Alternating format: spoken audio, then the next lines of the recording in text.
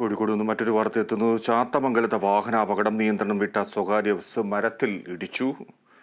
അപകടം അങ്ങനെയാണ് സംഭവിച്ചത്. വിവരങ്ങളുമായി റിയാസ് KMR ചേരുന്നു. റിയാസ്, എങ്ങനെയാണ് അപകടം ഉണ്ടായത്?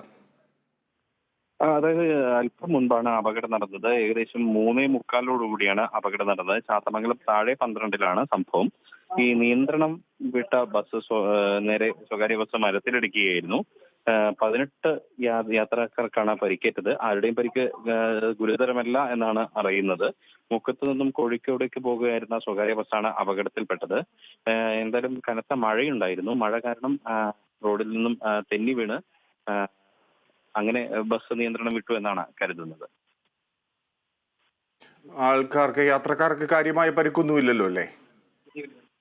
നിലവിൽ ആർക്കും നിസാരമായ പരിക്കുകളാണ് എന്നുള്ളതാണ് മനസ്സിലാക്കുന്നത്. എല്ലാവരെയും കോഴിക്കോട് മുക്കത്തെ സ്വകാര്യ ആശുപത്രിയിലാണ് പ്രവേശിപ്പിച്ചിട്ടുള്ളത്. ശരി റിയാസ്.